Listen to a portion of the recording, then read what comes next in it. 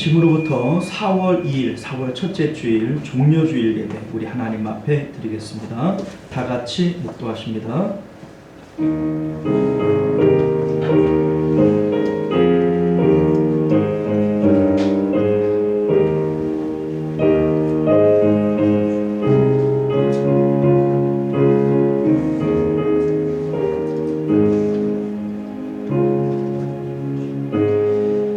하늘에 계신 주여, 내가 눈을 들어 주께 향하나이다. 여호와 우리 하나님을 바라보며 우리에게 은혜 베풀어 주시기를 기다리나이다. 아멘. 존귀하시고 내려오신 우리 주 하나님, 하나님의 은혜와 긍휼을 바라며 주 앞에 예배드립니다. 하나님 은혜를 간구합니다. 주 은혜 없이는 살 수 없는 저희들임을 고백하며 오늘도 우리 가운데 충만한 은혜 주시기를 바라나이다. 성령 하나님께서 우리 가운데 감동하여 주옵시고 치유와 감동과 또 회복이 있는 예배가 되도록 역사하여 주옵소서. 거룩하신 우리 주 예수님 이름으로 간절히 기도드리옵나이다. 아멘. 우리 찬송가 38장입니다.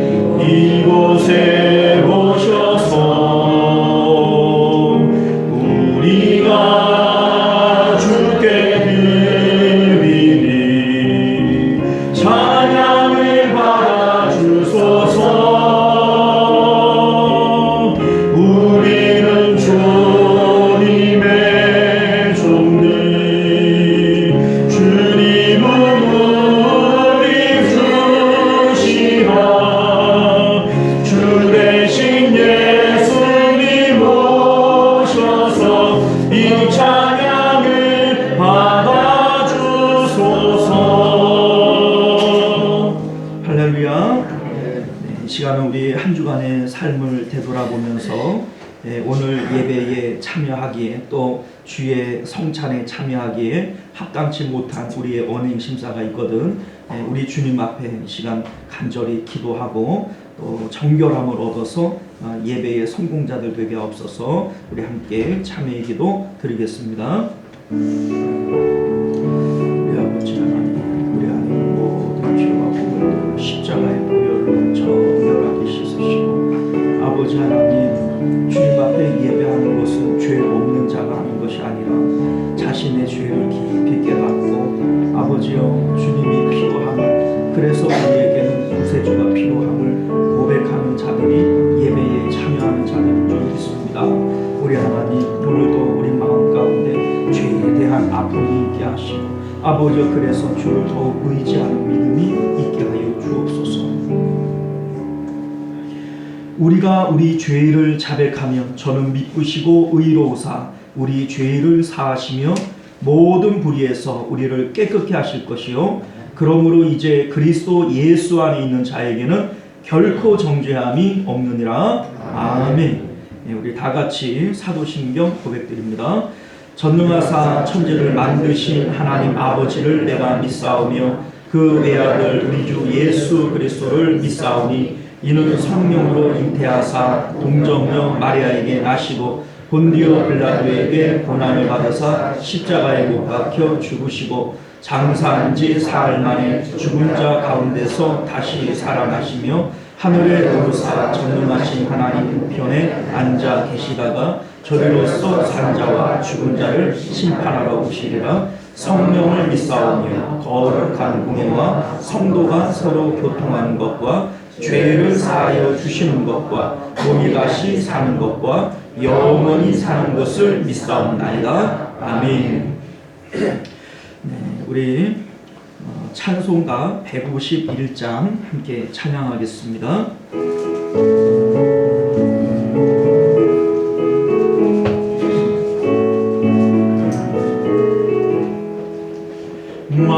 만왕의 왕 내 주께서 왜 고쳐당했나.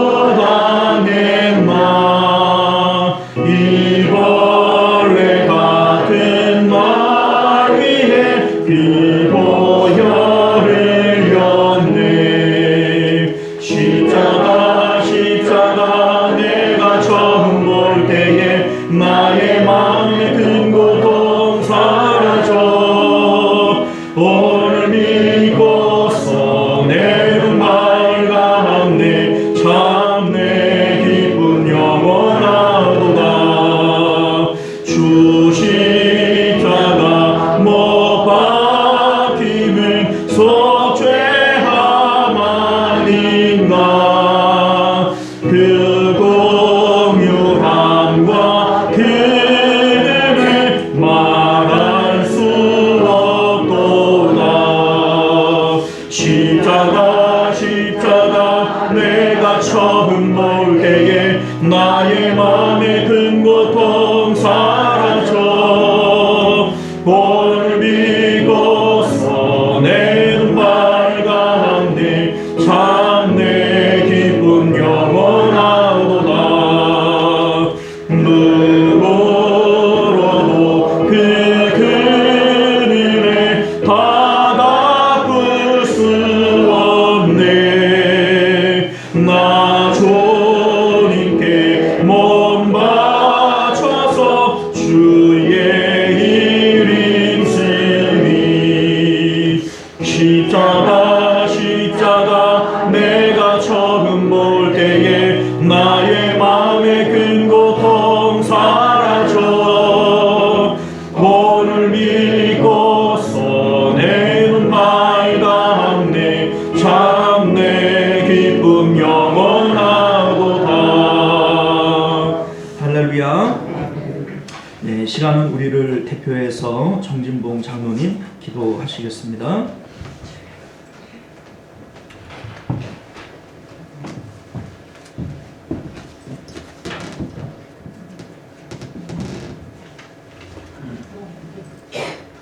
갈보리 십자가오에서 우리를 구원하기 위하여 말없이 죽으시기로 작정하신 예수 그리스도를 이 땅에 보내주신 하나님의 그 크신 사랑과 은혜를 진심으로 감사드립니다. 아멘. 주님께서 십자가를 지심으로 우리들이 사면의 은총을 받아 참 상명을 얻었으며 하늘나라 백성으로 인침을 받아 자손 만대의 영광을 누리게 되는 은혜를 입었습니다. 그러나 우리는 주님 뜻대로 살지 못하고 작은 고통에도 작은 어려움에도 하나님 자녀됨을 포기하고 세상 것만 바라보며 물질의 노예가 되어 살았음을 고백합니다. 아멘. 용서하여 주시옵소서. 아멘. 십자가의 직분도 세상의 욕망과 헛된 목적을 위하여 언제나 차선의 일로 여겨왔습니다. 사랑의 주님, 주여. 대속의 사랑을 모르는 저희들을 불쌍히 보시고 용서하여 주시고 예배를 통하여 십자가의 거룩한 사랑을 깨닫는 성도들이 되게 하여 주시옵소서. 그가 찔림은 우리의 허물 때문이요 그가 상함은 우리 죄악 때문이라. 그가 징계를 받음으로 우리는 평화를 누리고 그가 채찍에 맞음으로 우리는 나음을 받았도다 라고 말씀하셨습니다. 예수님의 순환으로 우리의 새 생명을 얻었으며 영원한 소망을 갖게 되었으니 십자가를 지신 주님을 기억하고 하늘보다 높고 바다보다 깊은 주님의 사랑을 날마다 감사하며 주님을 사모하는 믿음의 성도가 되게 하여 주시옵소서. 사랑의 하나님, 오늘은 종료주일입니다. 성례식이 있습니다. 떡과 잔을 나눌 때 우리의 심령이 변화되는 은혜를 허락하여 주시옵소서. 초대교회와 같이 모이기를 힘쓰고 서로 사랑하며 감사하며 성령이 충만한 교회가 되도록 인도하여 주시옵소서. 주일학교가 부흥하여 교회가 젊어지도록 은혜 베풀어 주실 줄 믿습니다. 다음 주일은 부활절입니다. 주님의 십자가와 고난을 묵상하며 부활의 소망을 가지고 다 한 주간 고난 특별 새벽 집회로 있습니다. 성령이 충만한 집회가 되도록 인도하여 주시옵소서. 아멘. 내 좋아하는 사모님과 가정 후에 주님께서 함께하여 주시옵소서.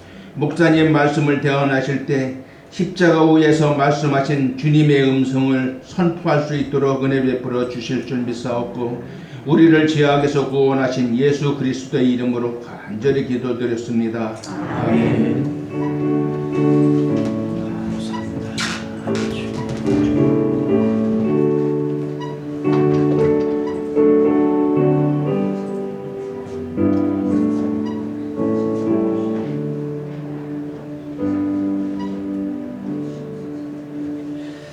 네, 우리 찬송가 211장 1절 찬양 들으시면서 드려진 예물 봉헌하겠습니다.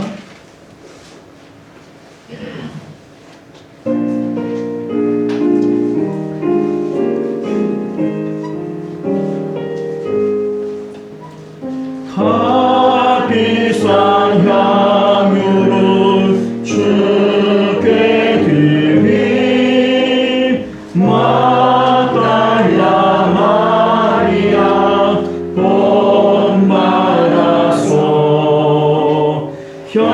향기로운 산재물 주님께 바치리 사랑의 주 내 주님께 아멘.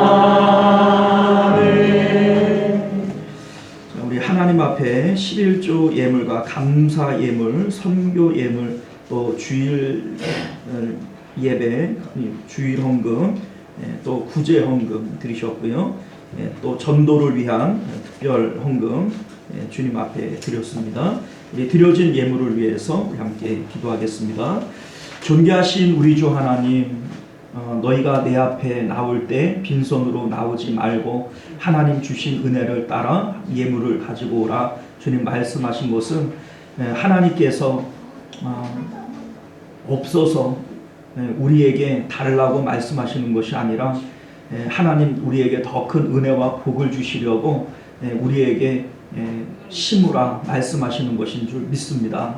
우리 하나님 예물 드린 손길들마다 하나님 앞에 좋은 것으로 심고 더 풍성한 것으로 거둘 수 있는 은혜가 있도록 축복하여 주옵소서. 우리 하나님 믿음을 보시고 또 정성을 보시고 이들의 삶 가운데 좋은 것으로 갚아주셔서 우리 하나님께서 복을 붓는지 아니 붓는지 한번 보라, 시험하여 보라 말씀하신 것 우리가 기억합니다. 우리 하나님께서 풍성한 은혜와 복들로 삶을 가득 채워 주옵소서. 또한 아버지여, 주님 앞에 드리고 싶은 마음은 있지만 드리지 못한 손길들도 주님 기억하시고 어렵게 여기시며 믿음 주시고 물질 더하셔서 하나님 앞에 마음껏 드리고 또 마음의 기쁨을 얻고 또 삶의 복을 얻는 우리 귀한 믿음의 권속들 되도록 축복하여 주옵소서. 거룩하신 우리 주 예수님 이름으로 간절히 기도드리옵나이다. 아멘. 자, 우리 주보를 참조하셔서 교회 소식 전해드리겠습니다. 우리 4월 우리의 목표는 부활의 증인이 됩시다. 구원의 감격과 기쁨을 회복하시고 또 전도에 힘쓰실 수 있는 저와 여러분들 되시기를 바랍니다. 우리 3월 5일부터 7월 2일까지 4개월 총동원 전도 잔치 시행 중에 있는 것 기억하시고요. 1차 초청은 5월 7일입니다. 멀지 않았는데 우리 가까운 또 우리 친구들 또 이웃들 전도 대상자들 모실 수 있도록 힘써 주시기를 바랍니다.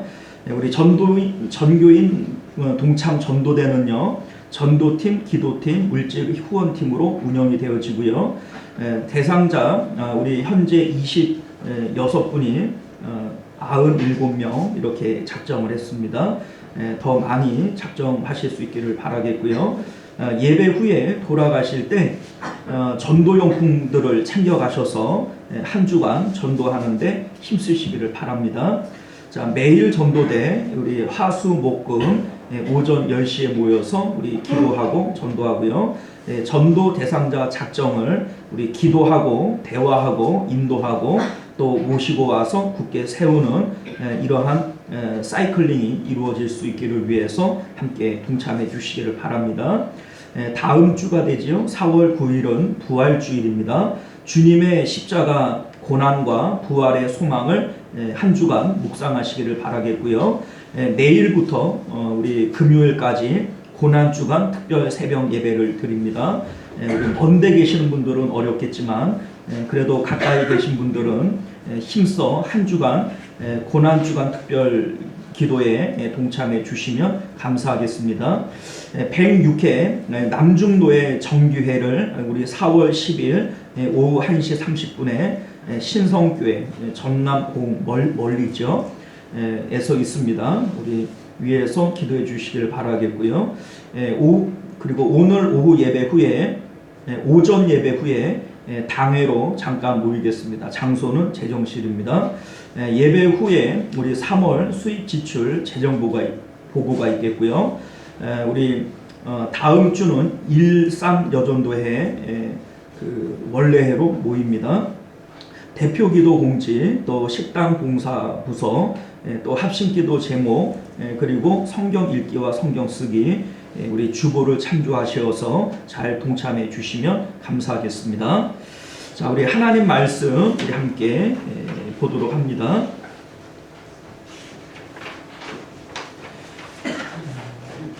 마태복음 26장 51절에서 54절까지 말씀입니다.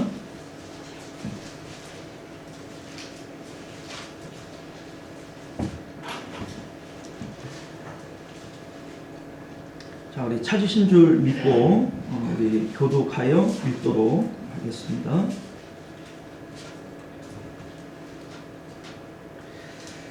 자, 예수와 함께 있던 자 중에 하나가 손을 펴 칼을 빼어 대제사장의 종을 쳐 그 귀를 떨어뜨리니 이에 예수께서 이르시되 네가 칼을 들어 칼집에보자 칼을 가지는 자는 가로로 망하느니라.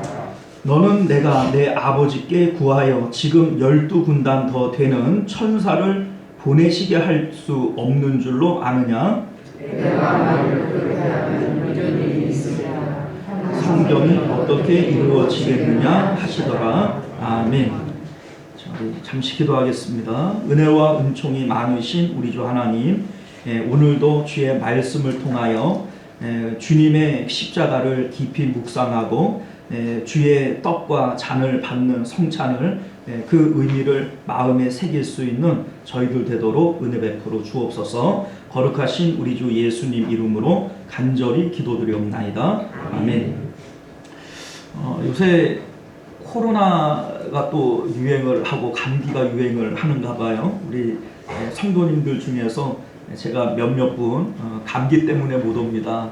뭐 또 코로나 때문에 못 옵니다. 뭐 이런 전화들을 좀 받으셨는데 그래도 이 자리에 나오신 분들은 다 살아남아서 오셨네요. 그죠? 우리 반갑고요. 우리 좌우 옆에 있는 분들하고 좀 인사 나누도록 하겠습니다. 잘 나오셨습니다. 자, 오늘 우리는요 함께 읽은 본문의 말씀을 중심으로 보혈을 지나 아버지 품으로 라고 하는 제목으로 하나님 말씀 함께 나누고자 합니다. 오늘은 종료주일입니다. 성찬식을 거행하고요. 이번 한 주는 고난주일로 주님의 십자가를 우리가 깊이 묵상하는 그런 한 주로 보내게 되어집니다. 그래서 우리가 오늘 말씀을 통해서 예수님의 십자가가 어떤 의미가 있는가, 또 주님의 떡과 잔을 받는 성찬식은 우리에게 어떤 의미가 있는가, 말씀을 통해서 좀 생각해 보고자 합니다. 자, 오늘 본문의 내용은요, 우리가 또 잘 알고 있는 내용 중에 하나죠. 예수님께서 잡히시기 전날 밤에 감람산에 있는 겟세마네라고 하는 곳에서 기도하십니다. 이 기도의 내용을 우리가 잘 알고 있지만 예수님께서는 아버지여 할만하시거든 이 잔을 내게서 옮겨주십시오 라고 하는 이 기도를 3번에 걸쳐서 간절히 하게 됩니다. 이 기도를 하실 때 얼마나 힘쓰고 애써 기도하셨던지 땀방울이 핏방울과 같이 되어졌다, 이렇게 성경은 우리에게 말씀하고 있습니다. 자, 이렇게 예수님께서 간절한 기도를 하시고 감람산에서 내려오실 때에 가룟 유다가 대제사장과 그 서기관들에게 돈을 받고 예수님을 팔기로 계획을 하고 사람들을 데리고 예수님께로 찾아와요. 이 가룟 유다가 이제 뭐 사람들은 예수를 잘 모르니까 자기가 예수님이 누군지를 알려주기 위해서 내가 입맞추는 자가 바로 예수다, 이 배반의 입맞춤으로 예수님을 팔아 넘깁니다. 자, 이때 뭐 오늘 본문을 보게 되면 제자 중에 하나가 칼을 빼어서 대제사장의 종의 귀를 잘랐다, 이런 내용들이 나오게 되는데, 오늘 본문은 뭐 그렇게 제자 중에 하나 그리고 뭐 제사장의 종 이렇게만 나오지만 그 요한복음 그 18장 10절 말씀을 보면 이 내용이 조금 더 자세하게 나오는데, 여기에 나오는 이 제자는 베드로를 얘기하는 거다. 또 이제 귀를 잘라 떨어뜨린 이 종의 이름은 말고다, 라고 하는 이러한 내용들이 좀 자세히 나오게 되어집니다. 베드로가 예수님이 잡히실 때 그것을 어떻게 하든지 말려보려고 칼을 빼어서 저항을 합니다. 그리고 가까이 있던 대제사장의 종의 귀를 잘라 떨어뜨리게 되어지고, 예수님께서 그 귀를 다시 붙여주시는, 고쳐주시는 이러한 일들이 있게 되어집니다. 그리고 예수님께서는 아무런 저항이 없이 그냥 체포가 되어져서 끌려가시게 되어지죠. 제자들이 이러한 상황들을 좀 볼 때 좀 당황스러웠을 것 같아요. 왜 당황스럽냐면 베드로는요, 우리 이제 예수님께서 예루살렘으로 올라올 때 예수님께서 이렇게 무기력하고 또 무능하게 체포당하고 죽으실 것에 대해서 전혀 생각하지 못했어요. 우리 이제 성경을 통해서 보게 되면 베드로, 그 요한과 야고보가 그 어머니를 시켜서 청탁을 넣지 않습니까? 예수님께서 예루살렘에 올라가시면 하나는 우편에 하나는 좌편에 앉게 해주십시오, 이런 얘기들을 하는 걸 보고 또 다른 제자들도 그것을 볼 때 막 마음에 막 분을 느껴요. 지들이 어디 좋은 자리에 앉으려고 이런 마음들을 갖죠. 그리고 사실 예수님께서 지금까지 예루살렘에 올라오셔서 보여주신 행보도 보면 이렇게 무능하고 또 무기력하게 체포당할 이런 모습을 제자들은 상상할 수 없었습니다. 왜냐하면 예수님께서 그 처음에 예루살렘으로 올라오실 때 보통 6월절이 되어져서 사람들이 예루살렘에 모이게 되어지면 문헌에 보면요, 세계 각지에서부터 유대인들이 예루살렘으로 올라오는데 그 방문객, 순례객의 숫자가 약 200만 명 정도가 된대요. 예루살렘이 큰 도시가 아니거든요. 그런데 그 작은 도시 안에 약 200만 명의 사람들이 몰렸다, 이 정도 되어지면 정말 인파가 어마어마한 겁니다. 어마어마한 거예요. 그런데 그 가운데 예수님께서 들어오실 때 사람들이 자기의 겉옷을 벗어서 깔고 또 종려나무 가지를 흔들면서 막 환호하잖아요. 다윗의 자손 예수여 하면서 막 환호를 했단 말이에요. 이때의 제자들의 마음이 얼마나 우쭐거렸겠어요. 야, 우리 예수님께서 이제 드디어 뭔가 하시는구나, 예수님께서 뭔가 우리에게 보여주시는구나, 이런 마음들이 컸을 것이고, 뭐 그러다 보니까 이 제자들이 나는 뭐 우의정할 거야, 나는 뭐 좌의정할 거야, 뭐 이러한 어떤 정치적인 포부도 가지게 되어지는 이런 모습들이 있었을 겁니다.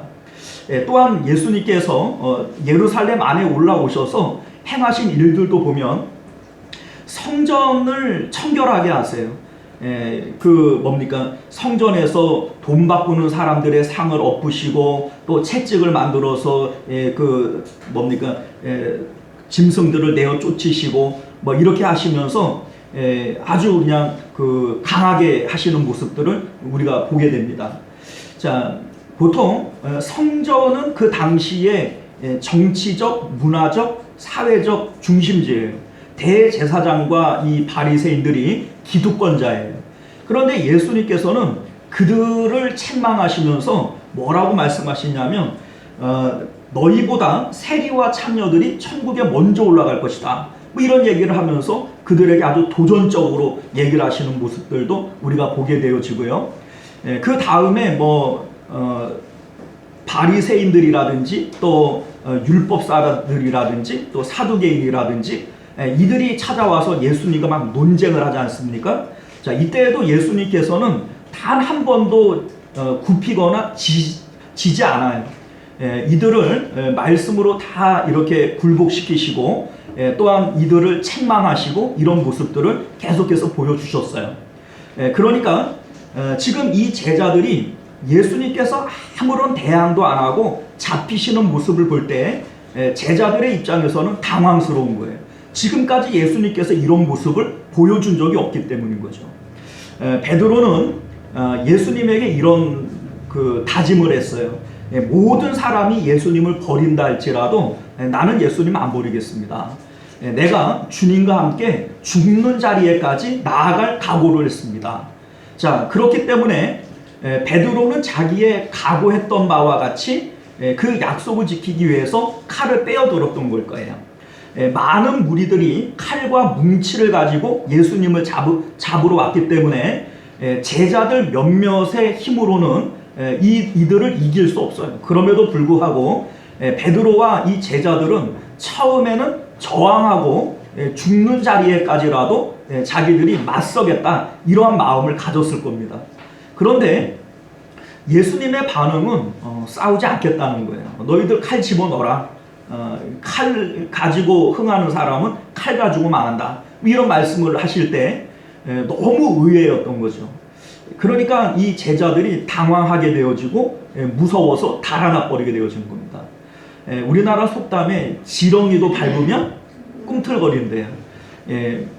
지렁이도 밟으면 꿈틀거릴 수 있기 때문에 그래도 할 만한 겁니다.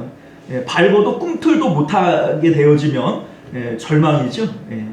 자, 이 제자들은 저항이라도 할 수 있고 발버둥이라도 칠 수 있었다면 예수님을 버리고 달아나지 않았을 거예요. 그런데 예수님께서는 사람이 할 수 있는 모든 저항의 방법을 다 금하셨기 때문에 너희들 칼 빼지 말고 싸우지 말고 다투지 말고 그냥 가만히 있어라 이렇게 얘기를 하니까 이들은 마음에 두려움을 느꼈던 겁니다. 그래서 달아나게 되어진 것이죠. 자, 그러면 우리는 이런 생각을 갖게 되어져요. 예수님께서는 왜 이렇게 저항하지 않고 순순하게 무기력하게 잡혀가신 것일까? 예수님은 내가 힘이 없어서 능력이 없어서 그런 것 아니다 이런 말씀을 하십니다. 53절 이하의 말씀을 보면 내가 지금이라도 12군단 더 되는 이러한 천사들을 동원할 수 없는 줄 아느냐 이런 말씀을 해요.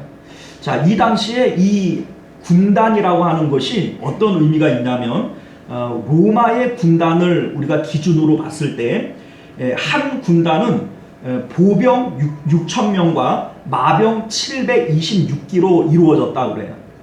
자, 그러니까 이거를 12군단으로 환산을 해보면요, 보병 7만 명과 마병 9,000기예요.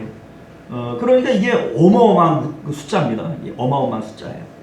자, 그러니까 예수님께서 내가 능력으로 따지면 천사들을 12군단이나 내가 동원할 수 있는 능력이 있다.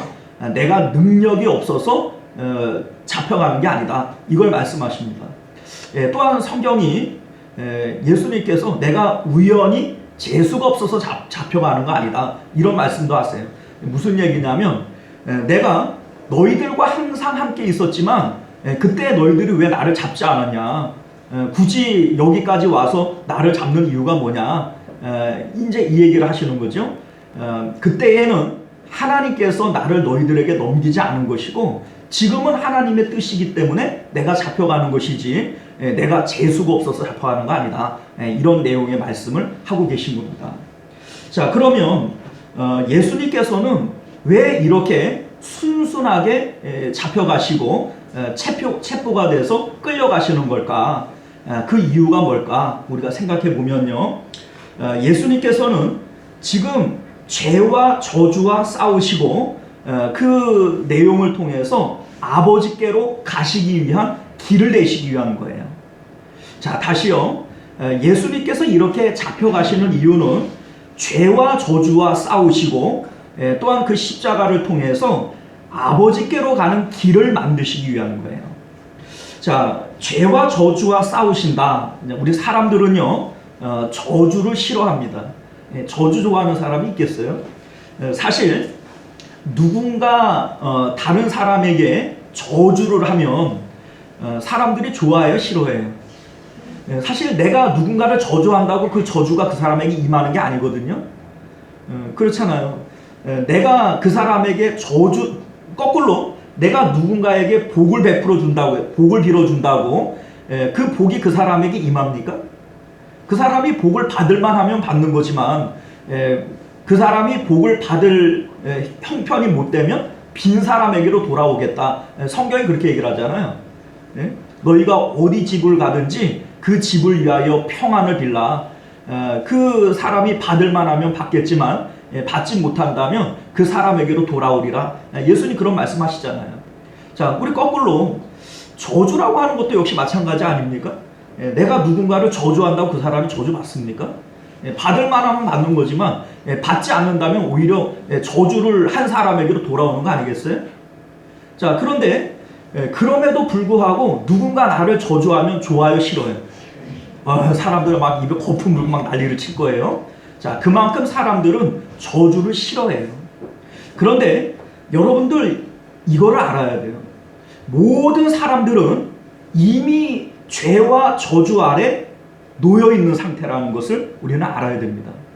이 죄와 저주가 얼마만큼 크고 강한지 거기다가 뭐 조금 더 보태봐야 별 의미가 없을 만큼 이미 우리가 받은 죄와 저주가 아주 크고 중합니다. 예를 들면요, 어떤 사람들이 이제 그래요.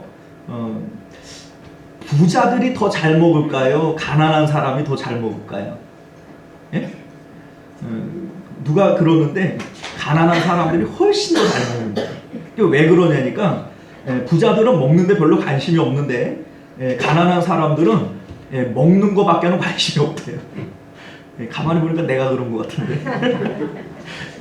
왜 그러냐니까 어차피 뭐 그 돈이 뭐 많지 않으니까 그냥 조금 더 먹든지 덜 먹든지 별로 그 차이가 없대요. 그래서 그냥 이왕에 잘 먹은 사람은 때깔도 좋다고 그냥 먹자. 그래서 더 잘 된답니다.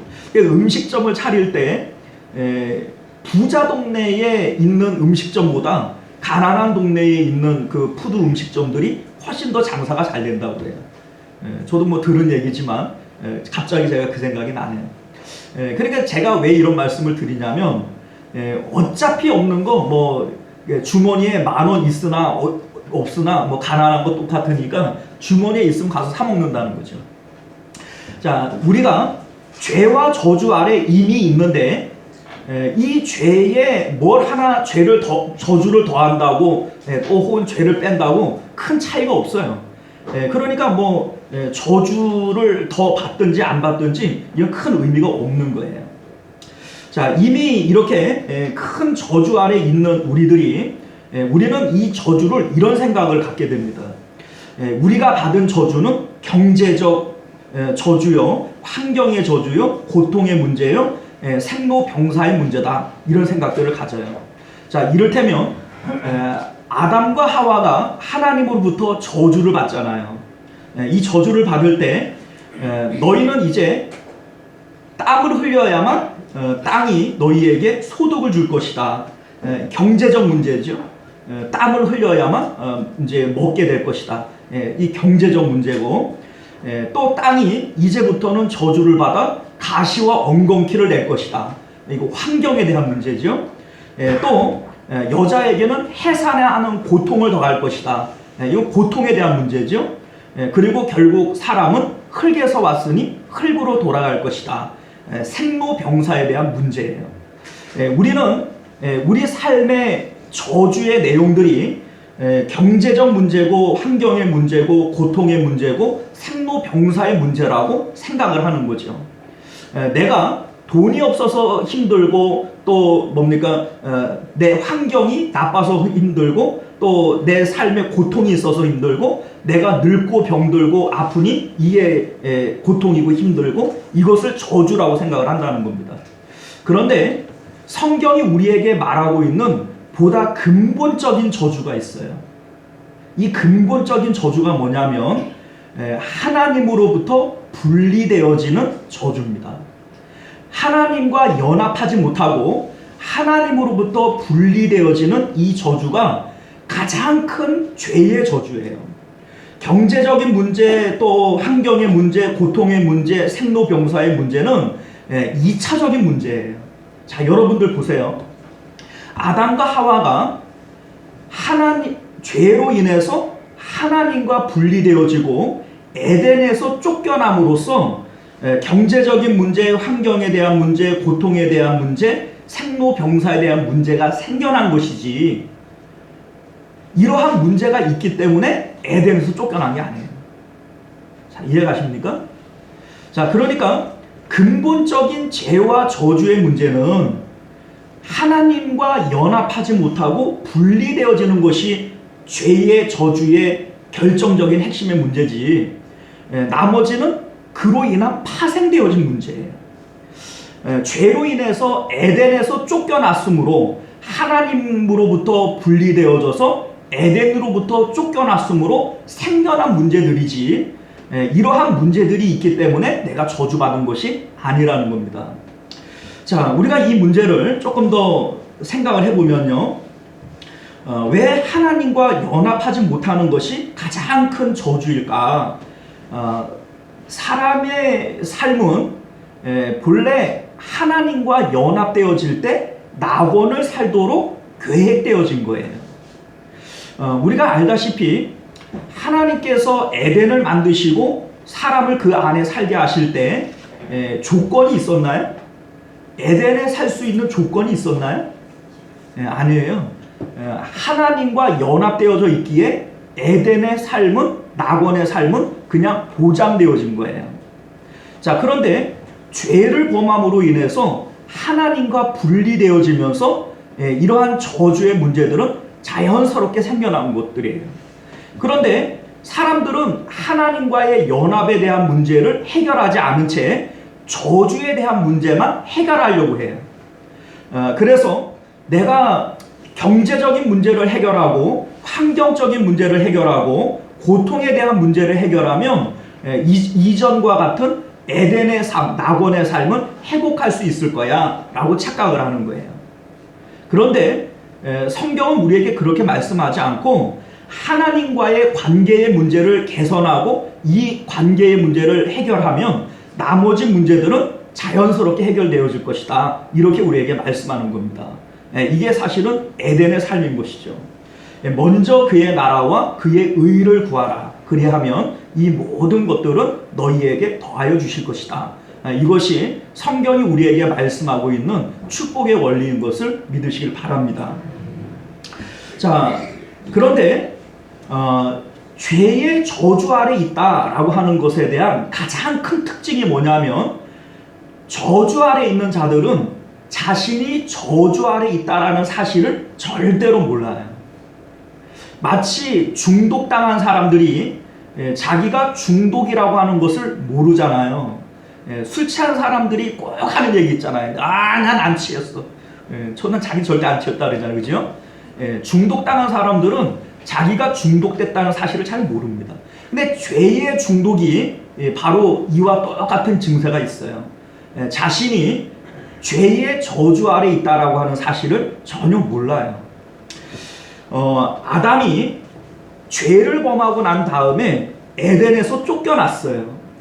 자, 그런데 이 근본적인 문제가 하나님으로부터 분리되어진 문제다라고 하는 이것을 아담이 깨달았다면 아담은 하나님께 이런 간구를 했어야 될 거예요. 하나님, 내가 이 세상 가운데서 살아가는 것이 아무런 의미가 없어요. 하나님이 아니면 나는 이 땅에 살아있을 아무런 의미가 없어요. 하나님과 연합하기를 힘쓰고 그것을 소원했다면 아마 하나님께서는 그를 용서하시고 아마 용납해 주셨을 것 같아요. 그런데 아담은 에덴에서 쫓겨나고 난 다음에 어디로 갔어요? 동쪽으로 갔어요. 자, 이 동쪽이 의미하는 것이 뭐냐면 태양이 뜨는 쪽, 희망이 있는 쪽. 그러니까는 사람은 이 세상 가운데에서 희망을 찾아서 동쪽으로 갔다는 거예요. 에덴에서 가졌던 기쁨이 있고 에덴에서 가졌던 행복이 있어요. 그런데 이 세상 가운데에서 기쁨과 행복을 찾기 위해서 사람들은 동으로 향해 갔다는 겁니다. 이게 바로 마귀가 우리를 속이는 거예요. 마귀는 아담에게 이러한 속삭임을 주는 거죠. 자, 아담아, 네가 에덴에서 쫓겨났다고 속상해하지 마. 에덴에 기쁨이 있고 행복이 있지만 이 세상을 봐, 저 태양을 봐, 저 동쪽으로 가면 얼마든지 기쁨이 있고 행복이 있을 수 있어. 그러니 이 세상 가운데 네 마음을 기쁘게 할 만한 것이 설마 하나도 없겠냐? 세상을 네가 잘 찾아보면 에덴에서 느꼈던 기쁨과 그 감격만큼 세상에서도 기쁨이 있고 또 행복이 있을 수 있으니 한번 잘 찾아봐. 이것이 마귀가 이 아담을 유혹했던 유혹의 내용이었던 거예요. 자, 오늘날 이 마귀의 유혹, 이 죄의 저주는 오늘날 우리들에게도 동일하게 있습니다. 마귀는 우리가 마음 가운데 기쁨이 없고 평강이 없고 행복이 없는 이유를 야, 너 돈이 없으니까 그런 거야. 돈을 벌면 얼마든지 행복할 수 있어. 야, 너 지금 행복하지 못한 거는 자식들이 속썩이기 때문이야. 자식들이 잘하면 너 얼마든지 행복할 수 있어. 너 지금 건강이 부족하고 네가 지금 뭔가 마음에 차지 않는 것이 있으니까 네가 행복하지 못한 거야. 네 마음을 채울 만한 것들이 너 안에 가득 있으면 넌 얼마든지 행복할 수 있어. 여러분들, 이게 바로 죄의 저주 아래에 있는 우리들에게 주는 사단의 유혹인 것을 믿으시길 바랍니다. 성경은 우리에게 분명히 말씀하시기를 사람의 마음은 처음부터 하나님만으로만 채울 수 있다고 그랬어요. 성경이 우리에게 너는 마음을 다하고 성품을 다하고 뜻을 다하여 주 여호와 하나님을 사랑하라 라고 말씀하시는 이유는 하나님 참 이기적이네요. 우리 보고 하나님만 사랑하라고요? 하나님 사랑하고 우리는 뭐 빈껍데기로 세상 살아가라고요? 아니에요, 여러분들. 하나님께서 우리를 얼마만큼 사랑하세요? 하나님 우리를 사랑하기는 하세요? 어때요? 사랑하는 것 같아요? 자, 하나님께서 우리를 사랑하시는 것을 독생자 예수님을 주심으로써 증명해 내셨어요. 하나님께서 세상을 이처럼 사랑하사 얼마만큼 사랑해요? 독생자를 주셨으니. 하나님께서 우리를 이만큼 사랑하신대요. 그런데 그 하나님께서 우리에게 너는 마음을 다하고 성품을 다하고 힘을 다해서 주 여호와 하나님을 사랑하라. 이것이 하나님께서 이기적으로 우리의 사랑만을 받고자 하기 위함인가? 아니라는 거예요, 여러분들. 우리를 사랑하기 때문에 하나님 사랑하라고 말씀하시는 거예요. 왜냐하면 사람의 참된 행복은 하나님 사랑하는 데서부터 나오기 때문인 거죠. 사람의 참된 축복은 하나님 사랑하는 데서부터 나오기 때문인 거예요. 그러니까 이 말씀은 사실은 하나님을 위한 말씀이기도 하지만 우리를 위한 말씀인 거죠. 자, 여러분들, 예수님께서 지금 그 죄와 저주와 싸우시기 위해서 십자가를 지시기 위해서 체포당해서 가시는 겁니다. 예수님께서 베드로에게 칼을 다시 칼집에 넣으라, 칼을 빼지 말라, 이런 말씀을 하십니다. 자, 이 칼은 무기죠, 무기. 자, 이게 왜 빼지 말라라고 말씀하시냐면 이것으로는 지금 이 문제를 해결할 수 없기 때문에 그래요. 지금 예수님께서 가시는 이 길, 이 싸움은 혈과 육의 싸움이 아니고 어떤 세상과 어떤 권세와의 싸움이 아닙니다. 지금 이 싸움은 죄의 저주와의 싸움이고 하나님께로 가는 길을 내시는 싸움이에요. 그러니까 자신의 어떤 힘과 능력을 통해서 이 문제를 해결할 수 없어요. 베드로가 지금 빼들었던 이 칼은 에덴에서 쫓겨난 이 아담에게 마귀가 세상 가운데에서 기쁨을 찾아봐 라고 얘기를 할 때 자기의 힘과 자기의 능력으로 세상 가운데에서 행복을 쟁취하는 방법이에요. 그런데 지금 예수님께서 가시고자 하는 이 길은 하나님의 말씀에 순종함으로써 가야 하는 길이에요. 그러니까 이 칼과 어떤 무기로 이 문제를 해결할 수 있는 것이 아니기 때문에 예수님께서 칼을 집어넣으라 이렇게 말씀하시는 줄 믿습니다.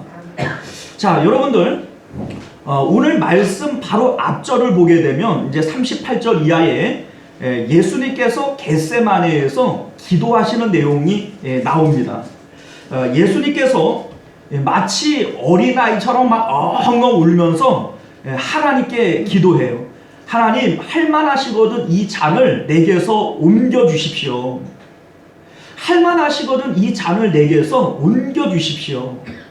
이 기도를 3번씩이나 간절하게 기도할 때 얼마나 힘쓰고 애써 기도하셨던지 땀방울이 핏방울로 바뀔 만큼 간절히 기도하셨대요. 혹자들은 이런 얘기들을 해요. 예수님도 우리와 같은 인성을 가지시고 육체를 가지신 분이기 때문에 예수님이시지만 십자가가 두려웠다. 십자가가 두려웠기 때문에 예수님도 이 잔을 내게서 옮겨달라고 기도했던 것이다 라고 얘기를 해요. 근데 아닙니다, 여러분들. 이게 큰 오해예요. 왜 그러냐면 우리 이전에도 말씀을 드렸지만 스데반 집사님이 돌에 맞아서 순교를 해요. 그런데 성경을 여러분들이 잘 보시면 스데반 집사님이 돌에 맞으면서 아깍 소리를 지르면서 돌 던지지 말라고 막 돌 던지는 사람들에게 막 욕을 해가면서 그래 막 고통스러워 갖고 죽어갔어요? 아니면 성경이 말하기를 그의 얼굴이 천사와 같았다 얘기해요. 돌에 맞아 죽을지언정 스데반 집사님의 얼굴은 천사의 얼굴과 같았다고 했어요. 자, 베드로가 사도 바울이 순교를 당하거든요. 이제 유전에 따르면 로마의 감옥에 갇혔다가 목베임을 당해서 순교를 당했다, 이렇게 증언이 되어지고 있어요.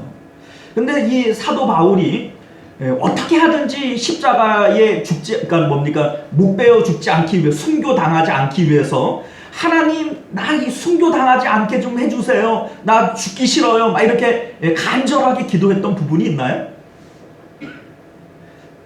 베드로도 바울도 그런 예가 없어요, 그죠? 베드로는 예수님과 같이 십자가에 못 박혔는데 유전에 따르면 예수님이 똑바로 십자가에 못 박혔는데 나 같은 게 어떻게 예수님과 함께 똑같이 매달릴 수 있겠냐, 나를 거꾸로 매달아 달라, 이래서 십자가에 거꾸로 매달려 죽었대요. 근데 베드로가 십자가 안 매달리겠다고 하나님, 나 이거 십자가 안 매달리게 해주세요, 막 간절히 기도했던 내용이 있나요? 그러면 우리 예수님께서는 이들보다 못해서, 이들보다 약골이라서 하나님 이 잔을 내게서 옮겨주세요, 막 엉엉 울면서 막 땀방울이 핏방울이 될 때까지 이렇게 울으셨다. 예수님은 우리랑 똑같은 육체를 가지셨기 때문에 예수님은 이 십자가 피하고 싶었다. 이 말이 맞아요, 틀려요? 이건 사실은 전혀 신빙성이 없는 말입니다. 자, 그러면 예수님께서 그토록 십자가를 지기 싫어했던 이유가 뭘까요?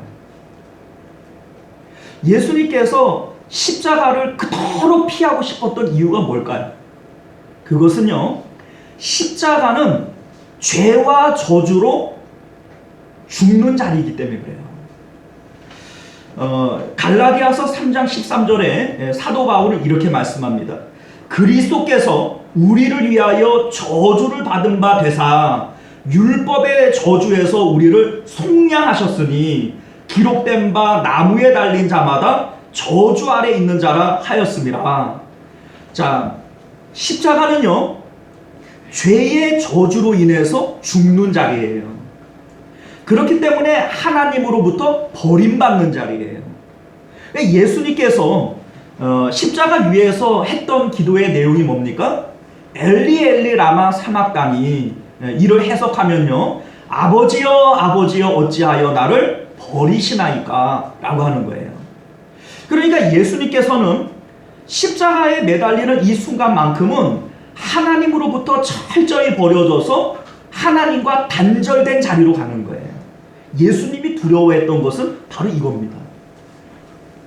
본래 우리들은요, 아담의 후손으로 태어나서 처음에 태어날 때부터 죄와 저주 아래 태어나요. 이미 우리는 하나님과 단절된 상태에서 태어나요. 그러니까 우리는요, 하나님과 분리되어지고 하나님과 떨어지는 이것이 얼마나 무서운 건지를 몰라요. 왜냐하면 여러분, 뭐 지금은 다 이제 수세식 화장실이지만 옛날에 이 퍼세식 알아요? 퍼세식? 여기 계신 분들은 아마 다 써보셨을 것 같은데 우리 애들은 못 써봤을 거예요.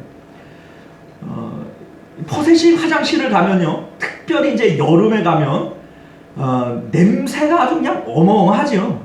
그냥 급하니까 들어가지, 맨정신에 들어가기 힘든데, 그나마도 이제 옛날에 그냥 널판지 같은 거 이렇게 놓는 데는 한번 이렇게 변을 볼 때마다 이 피해 다니게 올라오니까, 그냥 살교 시간에 별 얘기도 안 해요. 그런데 제가 뭐 얘기를 하고 싶은 거냐면, 그렇게 냄새가 강해도 화장실 안에 한 5분 10분 있으면 냄새를 맡아요, 못 맡아요? 못 맡아요. 처음에 들어갈 때는 이러는데 나올 때 되면은 그 냄새를 못 맡아요. 주변에 있는 사람이지 내 냄새를 맡지. 제가 무슨 얘기를 하자는 거냐면, 죄라고 하는 것이 바로 이와 같아요. 우리는 죄의 저주 아래에서 태어나서 처음부터 그 안에 있으니까 죄의 저주가 얼마나 무서운지도 모르고 이게 얼마나 나쁜 건지도 모르고 이 죄의 저주 아래에 있는 이 상태가 얼마나 나쁜 건지를 몰라요. 그런데 예수님은 처음에 태어나실 때부터 성령의 감동으로 태어나셨어요. 성령으로 잉태되셨어요. 그래서 예수님은 한 번도 하나님과 분리되어진 적이 없으신 분이에요. 요한복음 8장 29절 말씀을 보면, 나를 보내신 이가 나와 함께 하시도다. 나는 항상 그가 기뻐하는 일을 행함으로 나를 혼자 두지 아니하셨도다. 예수님은 언제나 한 번도 혼자이신 적이 없으신 분이에요. 마태복음 3장 17절 말씀을 보면, 하늘로부터 소리가 있어 말씀하시되 이는 내 사랑하는 아들이요 내 기뻐하는 자라 하시니라. 하나님께서 언제나 예수님을 향하여 하시는 말씀이 뭐냐면, 너는 내가 사랑하는 자고 내가 기뻐하는 그런 아들이다 라고 하는 것을 하나님으로부터 늘 증언을 듣고 사셨던 분이 바로 예수님이에요. 자, 그런데 십자가를 지시는 이 자리만큼은 예수님은 하나님으로부터 완전히 분리되어지고 버림받는 자리가 되어집니다. 예수님께서 두려워하셨던 것은 바로 이거예요. 예수님께서 성령으로 잉태되시고 한 번도 죄의 저주 아래 있지 않으셨던 분인데, 십자가를 지는 이 순간만큼은 우리의 죄를 전가받으시고 죄의 저주 아래 떨어지시는 거예요. 그 죄의 저주 아래에서 하나님과 분리되어지시는 거예요. 예수님께서는 이것을 너무너무 두려워하셨고 땀방울이 핏방울이 되도록 이 잔을 내게서 옮겨달라고 간절히 기도하셨던 거예요. 여러분들, 우리는 이거를 잘 몰라요. 예수님께서 이토록 두려워하시고 싫어하셨던 하나님으로부터 분리되어지는 이것이 얼마나 무서운 것인지 우리는 못 느끼는 거예요. 이미 죄와 저주 아래 있으니까. 예수님은 이거를 아시니까 간절하게 기도하셨던 거예요. 예수님께서 지금 그 십자가를 지기 위해서 붙잡혀 가세요. 그런데 아무런 저항을 하지 않습니다. 자, 왜 예수님께서 저항을 하지 않는가? 예수님께서 지금 가시는 이 십자가의 길은 보혈을 통해서 다시 아버지께로 가는 길을 내시기 위한 것이기 때문에 그래요. 자, 생각을 해보세요. 예수님께서 이 십자가를 마다하게 되어지면 이미 예수님은 하나님으로부터 분리되어지는 거예요. 이제 예수님은 다른 방법이 없어요. 하나님의 뜻은 예수님께서 십자가를 지시는 거예요. 그래서 예수님께서 아버지의 뜻대로 되기를 원하나이다 이렇게 기도한 겁니다. 그러니까 아버지의 뜻이 바뀌지 않는다면 예수님은 십자가를 지지 않을 방법이 없는 거예요. 왜냐하면 예수님이 십자가를 지지 않는다면 하나님의 말씀에 순종하는 거예요? 불순종하는 거예요? 불순종하는 거죠? 그러면 이 불순종으로 인해서 예수님은 하나님으로부터 이미 분리되어지는 거예요. 아담이 선악과를 먹음으로써 하나님과 분리되어지는 것처럼, 불순종으로 인해서 분리되어지는 것처럼, 하나님께서 십자가를 지시는 이 뜻을 하나님께서 돌이키시든지 아니면은 예수님께서 이 십자가를 지든지 둘 중에 하나입니다. 그러니까 아버지의 뜻대로 되기를 원합니다 라고 기도를 하시는 것은 하나님의 뜻을 돌이켜서 나 이 십자가 안 질 수 있게 해주십시오 라고 얘기를 하는 것이지, 만약에 우리 같으면 내가 지기 싫으면 우리는 내 뜻으로, 아버지 뜻이 아니라 내 뜻으로 십자가 안 져버리잖아요. 그죠? 그런데 예수님은 그렇게 하실 수가 없어요. 왜냐하면 십자가를 안 지면 이미 이것이 불순종이기 때문에 하나님과 분리되어져 버리거든요. 자, 그러니까 예수님께서는 이제 이 하나님의 뜻이 변경되어지지 않기 때문에 이제는 이 십자가를 지기로 결정하신 거예요. 이 십자가를 지는 길은 아버지의 말씀에 순종하는 길이기 때문에 이 십자가를 통해서 예수님은 다시 하나님과 하나 되어지고 하나님께로 돌아가는 길이 만들어지는 거예요. 예수님께서 가시는 이 길이 결국은 아버지께로 가는 길이 되어지는 거예요. 순종을 통해서. 예수님께서 이런 말씀을 하시거든요. 아무든지 나로 말미암지 않고는 아버지께로 올 자가 없느니라. 자, 우리가 지금 죄의 저주 아래 있어요. 근데 예수님께서 우리의 죄를 전가받으시고 죄와 저주 아래로 내려오셨어요.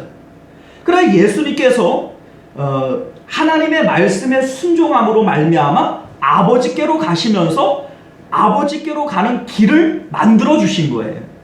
그래서 예수님으로 말미암아 우리도 아버지께로 갈 수 있는 길이 생겨나게 되어지는 거죠.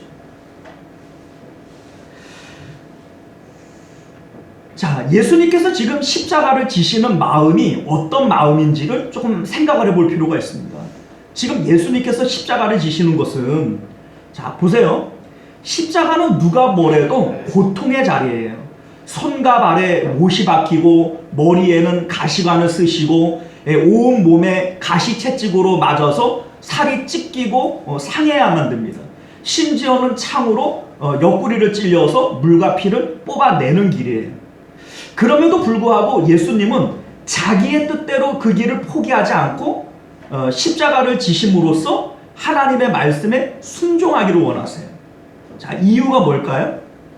예수님의 십자가의 의미는 바로 이런 거예요. 하나님, 내가 내 뜻대로 십자가를 지지 않음으로써 가시면류관과 또 손과 발에 못을 피할 수 있을지 몰라도 하나님을 가질 수 없다면 나는 차라리 십자가를 선택하겠습니다. 이게 바로 예수님의 마음인 것을 여러분들이 헤아리시길 바랍니다. 예수님께서는요, 십자가를 지시는 길이라고 할지라도 하나님과 연합하고 하나님께로 돌아갈 수 있는 길이 있다면 그 길을 선택하고 싶으신 거예요. 만약에 우리라면 아버지 뜻과는 관계없이 내 뜻대로 할 수 있거든요. 예수님도 내 뜻대로 하실 수 있어요. 십자가 안 지려면 얼마든지 그거 안 질 수 있어요.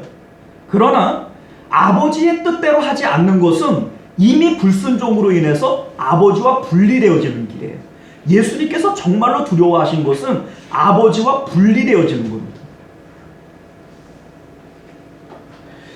사랑하는 성도 여러분, 예수님께서 우리에게 아무든지 나를 따라오려거든 자기 십자가를 지고 나를 따라오너라 라고 말씀하십니다.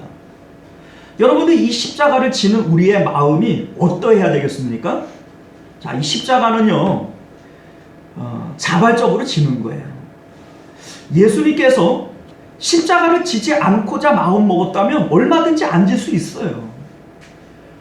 오늘날 예수님께서 우리에게 나를 따라오려거든 자기 십자가 져라 라고 얘기를 할 때 여러분들은 안 질 수 있어요. 그런 자유가 여러분들에게 있어요. 그러나 예수님께서 그 십자가를 자발적으로 지신 이유는 그 십자가를 통해서만 하나님과 연합할 수 있기 때문이에요.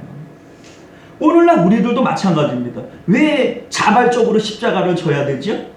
그 십자가를 통해서만 우리 예수님과 연합할 수 있고 하나님께로 돌아갈 수 있기 때문입니다.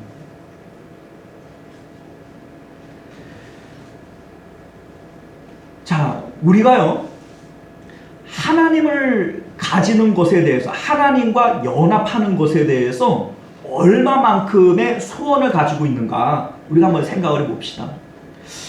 예수님께서는요, 이 세상을 다 준다고 할지라도 하나님과 연합하는 것과 바꾸지 않았어요. 마귀가 예수님에게 나타나서 너 나한테 절 한번 해라. 그러면 내가 이 천하 만국을 다 너에게 주겠다. 이런 얘기를 해요. 근데 예수님이 뭐라고 말씀하세요? 오직 다만 하나님만 경배하라고 그랬다. 내가 경배할 대상은 하나님밖에 없다. 이렇게 얘기를 한 거예요. 다시 말해서 온 천하와 하나님을 놓고 예수님은 뭐 선택하신 거예요? 하나님 선택하신 거예요. 자, 거꾸로 우리가 이렇게 물어볼게요. 마귀가 우리에게 나타나서, 마귀라 그러면은 그냥 적대감이 생기니까, 누가 여러분들에게 나타나서 너 하나님 가질래? 돈 1,000억 가질래? 어떤 거 가지시겠어요? 어떤 거 가지시겠어요? 10중 8구 많은 사람들이 1,000억 갖겠다 할 사람이 훨씬 많아요.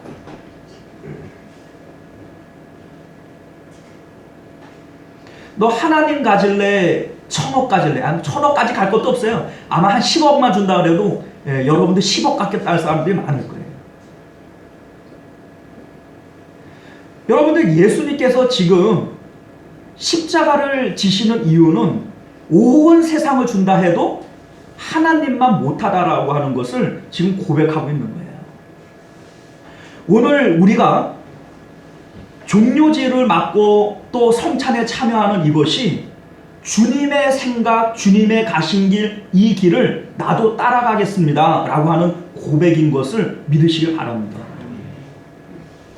예수님께서 잔을 주시고 떡을 주시면서 받아 먹어라, 이것이 내 살이고 내 피다 라고 말씀하시는 것은 주님과 내가 연합하는 것을 의미하는 것이고, 주님이 가신 그 길을 나도 가겠다라는 것을 고백하는 거예요. 다시 말해서 예수님께서 이 세상이 아무것도 아닌 것처럼 나는 하나님만을 원한다 라고 하는 이 고백으로서 지금 아무런 저항 없이 십자가의 그 길을 걸어가시는 것처럼 우리도 주님 가신 그 길을 따라서 아버지께로 가겠습니다. 이것이 바로 오늘의 이 고백이 되는 줄 믿습니다. 실질적으로 예수님께서는 부활하시고 난 다음에 하늘과 땅의 모든 권세를 아버지께서 내게 주셨다고 그랬어요. 이 땅에 있는 모든 권세가 이제 예수님 거예요. 자, 그러면 예수님께서 이 땅 가운데서 뭘 해보실 수 있지 않겠어요? 뭔가 포부를 가지고 이 세상을 개혁하고 이 세상에 뭔가를 이루고, 그런데 예수님은 전혀 거기에 관심 없었어요. 이 세상이 마치 아무것도 아닌 것처럼 그냥 내버려 두고 아버지께로 올라가 버리셨어요. 구름 타고 올라가 버리셨어요. 그리고 예수님께서 우리에게 너희도 나 따라와라 이렇게 말씀하시는 거예요. 사랑하는 성도 여러분, 오늘 이 말씀을 통해서 지금 우리가 죄와 저주 아래에 있음을 깨달으시길 바라요. 여전히 우리는 세상이 좋아 보여요. 돈이 좋아 보이고 건강이 좋아 보이고 자식을 통해서 내가 기쁨을 얻을 수 있을 것 같고, 그런데 여러분들, 이게 죄에 중독된 사람들의 마음의 상태인 것을 여러분들 깨달으시길 바랍니다. 여러분들이 나중에 이 세상에 생명을 다하게 되어질 때, 죽을 때 되면 이걸 깨달아요. 아, 아무것도 아니었구나. 별것도 아니었구나. 이거 다 두고 가는 거구나. 그때 깨닫게 될 거예요. 그 너머에 있는 하나님을 볼 수 있는 눈이 예수님처럼 저와 여러분들에게 있기를 소원합니다. 기도하겠습니다. 존귀하신 우리 주 하나님, 오늘 우리에게 주신 이 말씀 우리 마음 가운데 새기며 죄의 저주 아래 있는 우리들, 이제 세상에 또 마귀에 속지 않고 예수님이 가신 그 길 우리도 따라갈 수 있도록 은혜를 베풀어 주옵소서. 예수님께서는 아버지 뜻이라면 이 잔을 내게서 옮겨달라고 간절히 기도하셨습니다. 우리는 아버지 뜻이 그렇지 않다면 그냥 내 뜻대로 앉아버리려고 합니다. 그러나 우리 주님, 예수님께서 그렇게 자신의 뜻대로 하지 않고 아버지의 뜻대로 하신 것은 예수님께서는 하나님과 분리되어지는 이것이 얼마나 두려운 것인 줄 알기 때문입니다. 하나님, 우리에게 지혜를 허락하여 주셔서 하나님과 분리되어지는 이 두려움이 얼마나 큰 것인지 우리도 깨닫게 하여 주옵소서. 거룩하신 우리 주 예수님 이름으로 간절히 기도드리옵나이다. 아멘. 자, 우리 예고가 되어진 대로 우리 성찬식을 이제 행하도록 하겠습니다.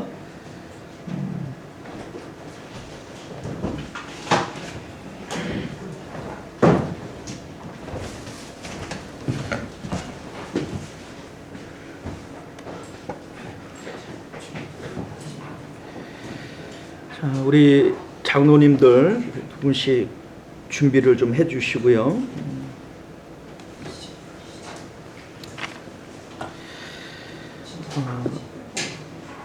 마태복음 26장 26절 이하의 말씀을 제가 봉독해 올립니다. 그들이 먹을 때에 예수께서 떡을 가지사 축복하시고 떼어 제자들에게 주시며 이르시되 받아 먹으라, 이것은 내 몸이니라 하시고, 또 잔을 가지사 감사기도 하시고 그들에게 주시며 이르시되 너희가 다 이것을 마시라, 이것은 죄 사함을 얻게 하려고 많은 사람을 위하여 흘리는 바 나의 피 곧 언약의 피니라. 예수님께서 잡히시기 전날 밤에 제자들에게 성찬을 행하시고 나를 기념하라, 너희도 이와 같이 행하라, 우리에게 명령하여 주신 것입니다. 우리가 이 성찬을 행할 때에 우리를 위하여 살과 피를 아낌없이 내어주신 예수 그리스도에 대한 사랑에 대한 감사의 마음, 또 주님과 내가 연합합니다 라고 하는 그러한 결단의 마음, 또 이 십자가를 통해서 아버지께로 천국으로 우리가 갑니다 하는 이 소망의 마음, 이러한 마음들을 마음에 새기시고 성찬에 동참하실 수 있기를 바랍니다. 우리 함께 기도하겠습니다. 존귀하시고 은혜로우신 우리 주 하나님, 이제 주님의 명령을 따라 주의 살과 피를 우리가 함께 나누는 우리 성찬식을 거행합니다. 이 성찬을 통해서 우리 하나님의 기쁨이 또 주님의 생명이 우리 가운데 역사하도록 은혜 베풀어 주옵소서. 거룩하신 우리 주 예수님 이름으로 간절히 기도드리옵나이다. 아멘. 자, 우리 성찬을 행하실 때에는요, 세례 입교 교인만 우리 동참해 주시기를 바라겠고요. 죄를 회개하지 않고 혹은 믿음이 없이 그 성찬에 동참하면 안 된다, 이런 얘기를 하는데, 여러분들 성찬에 동참할 수 있는 믿음은 어떤 믿음이냐면 죄 없는 사람이 성찬에 동참하는 게 아니에요, 여러분들. 예수님께서는 병든 자라에게야만 의원이 필요하다고 그랬어요. 예수님은 의인을 위해서 오신 것이 아니라 죄인을 위해서 오셨다고 그랬어요. 그러니까 여러분들이 죄가 없으면 성찬에 참여할 필요가 없는 거예요. 내가 죄인인 것을 고백하고 그래서 나는 예수님이 필요합니다 라고 하는 이 믿음이 있을 때 성찬에 동참하는 것인 줄 믿으시길 바랍니다. 죄 없는 사람이 동참하는 게 아니라 자신의 죄를 깨닫고 주님이 필요합니다, 나는 그래서 주님이 필요합니다, 이 믿음이 있는 사람이 성찬에 동참하시길 바랍니다. 자, 우리 먼저 분병을 하도록 하겠습니다. 자, 기도하고 계시다가 떡이 가면 곧바로 동참하시길 바라겠고, 우리 잠시 기도합니다. 은혜로우신 우리 주 하나님, 주의 명령을 따라 주의 살, 주님의 떡을 우리가 함께 받습니다. 음식을 우리가 먹을 때 그 음식은 죽고 내 안에서 새 생명으로 살아나는 것처럼 주님의 죽음을, 주님의 살을 우리가 먹을 때 우리 안에서 새 생명이 역사하도록 은혜 베풀어 주옵소서. 거룩하신 우리 주 예수님 이름으로 기도드리옵나이다. 아멘. 자, 예수께서 이르시되 내가 진실로 진실로 너희에게 이르노니 인자의 살을 먹지 아니하고 인자의 피를 마시지 아니하면 너희 속에 생명이 없느니라. 내 살을 먹고 내 피를 마시는 자는 영생을 가졌고 마지막 날에 내가 그를 다시 살리리니 내 살은 참된 양식이요 내 피는 참된 음료로다. 내 살을 먹고 내 피를 마시는 자는 내 안에 거하고 나도 그의 안에 거하느니라. 살아계신 아버지께서 나를 보내심에 내가 아버지로 말미암아 사는 것 같이 나를 먹는 그 사람도 나로 말미암아 살리라.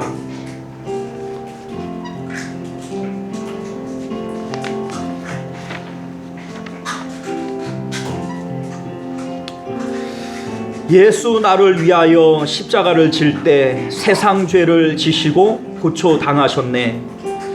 예수여 예수여 나의 죄 위하여 보배 피를 흘리니 죄인 받으소서. 우리의 죄를 깊이 자각하면 자각할수록 하나님의 은혜가 우리 마음 가운데 넘치는 것을 깨닫게 되어질 것입니다. 내 죄가 크면 클수록 우리의 죄를 사하신 예수님의 은혜가 더 크게 우리 마음 가운데 감동되어질 것입니다. 여러분들 오늘 이 성찬에 참여하실 때 우리의 죄를 깊이 깨닫고 그래서 나는 주님이 필요합니다 라고 하는 믿음으로 동참하실 수 있기를 바랍니다.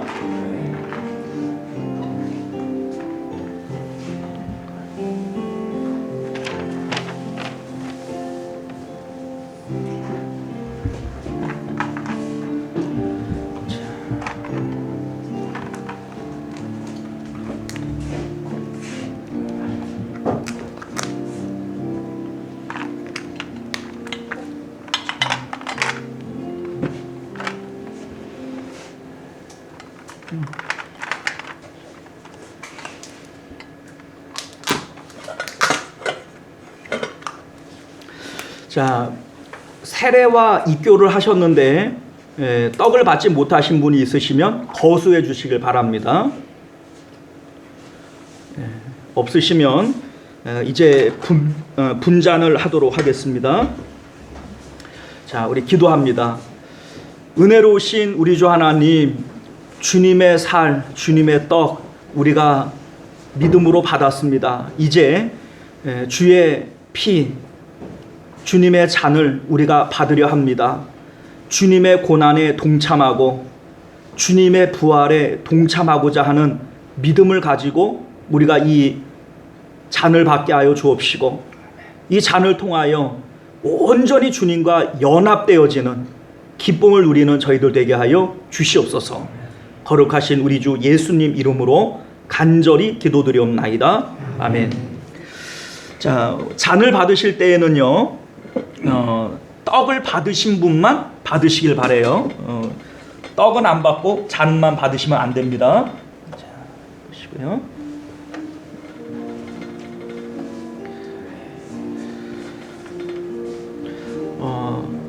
우리 코로나 시절이기 때문에 이제 이 잔에 캡이 좀 단단하게 들어가 있는데, 여실 때 조심스럽게 잘 여셔서 동참하시길 바랍니다.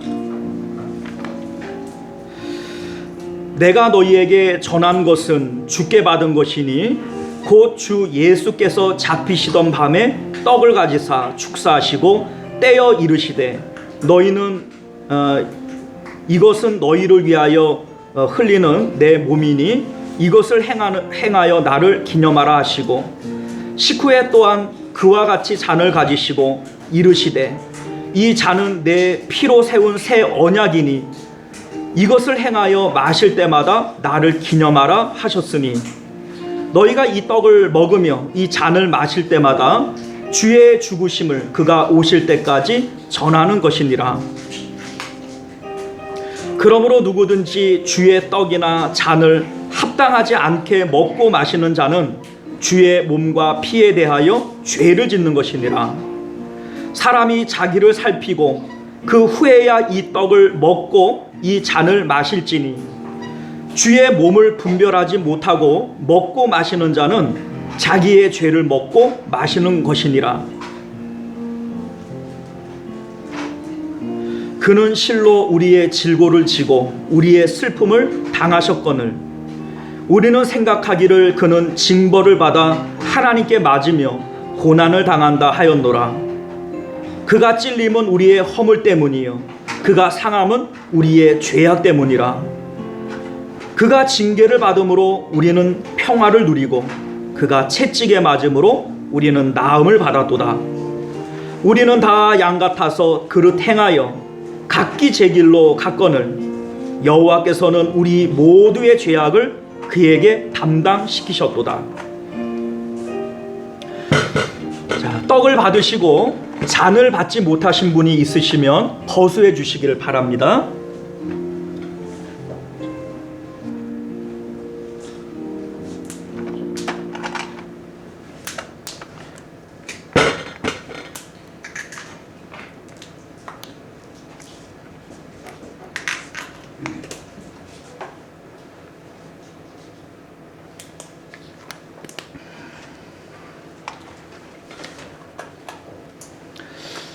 자, 우리 성찬을 마치면서 기도하도록 합니다.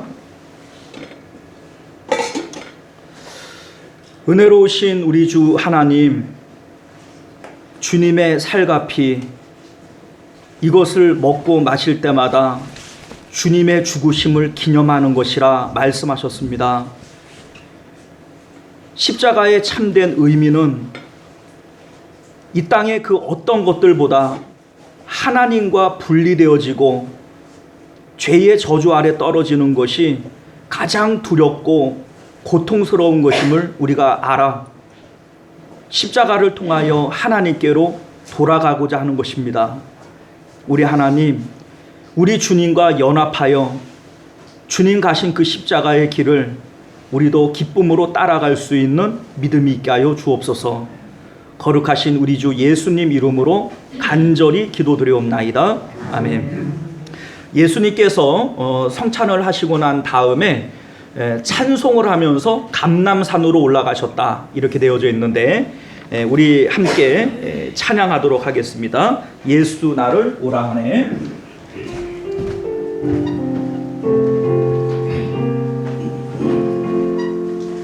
예수 나를 오라 하네. 예수 나를 오라 하네. 어디든지 주를 따라 주와 같이 가려네. 주의 인도하심 따라 주의 인도하심 따라 어디든지 주를 따라 주와 같이 가려네. 할렐루야. 자, 우리 전도위원장 우리 전승우 장로님 나오셔서 구호하고 축도로 예배를 마치겠습니다.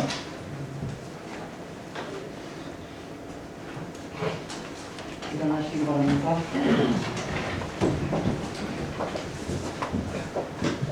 구호 준비. 주셔서 영원구원. 나가면 있고 안 나가면 없습니다. 영원구원. 만나면 있고 안 만나면 없습니다. 영원구원. 말하면 있고 말 안 하면 없습니다. 아멘. 지금은 우리 주 예수 그리스도의 은혜와 만극하신 하나님 아버지의 사랑하심과 내주하시는 성령 하나님의 인도 보호하심이 주의 말씀을 따라 십자가의 그 길이 아버지께로 가는 길이라면 그 십자가도 우리가 아무런 저항 없이 묵묵히 받아내기를 원하는 예수님처럼 우리도 따라가겠습니다 하는 이 믿음이 우리 성도님들과 우리 또 가정과 자녀들과 또 그 하는 모든 생각 가운데 함께 있으며 우리 시원성교회와 만국교회 가운데 함께 있기를 주의 이름으로 축원드리옵나이다. 아멘.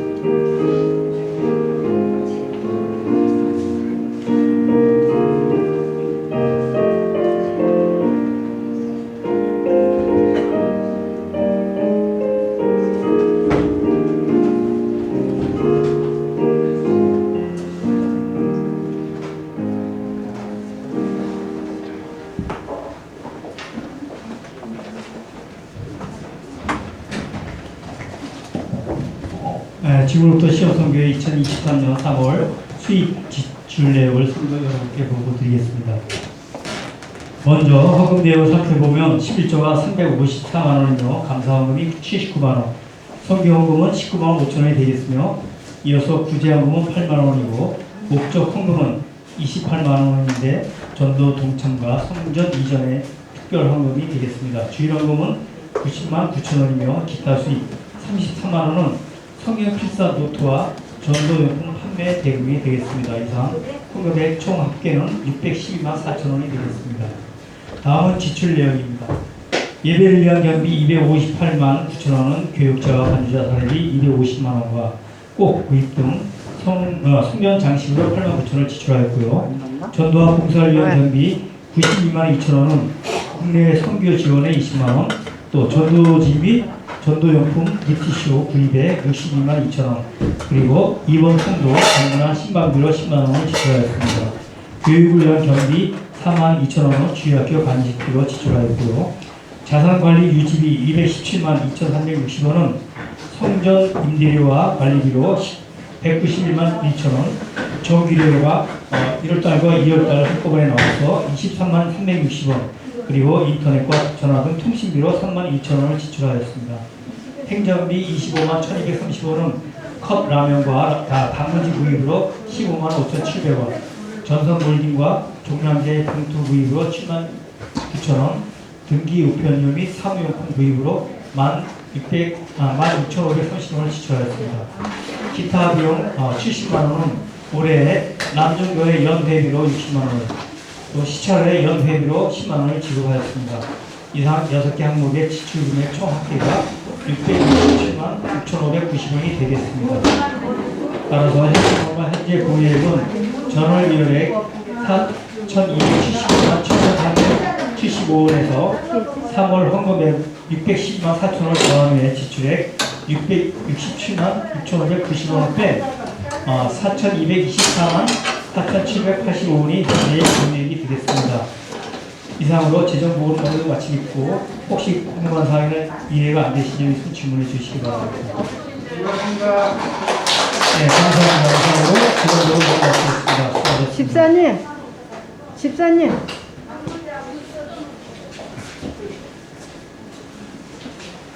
야, 이거 어떻게 하는지 모르겠어. 이거 빼가지고.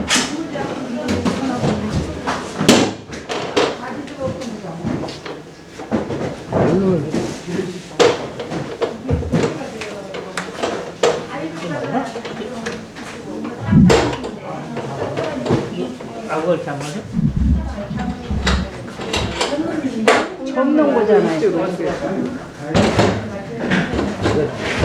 밀으라고. 이 카메라 이거 저거 해야 할 텐데. 여기다 가지고 저쪽으로 나가서.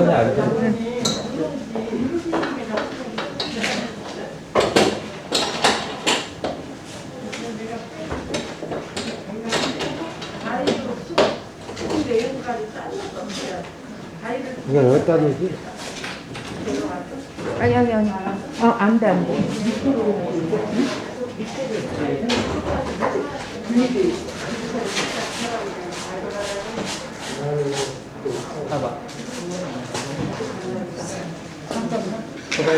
잠깐 더 와. 더. 조금만. 그만. 이게 유리가 내가 너무 정신 잡아다니니까. 그러니까 이거 위에 잡아다녔어. 가만 있어. 잠깐만.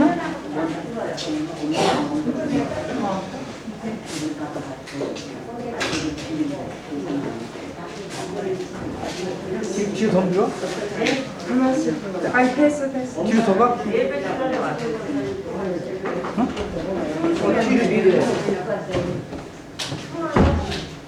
뒤로 미래. 됐어.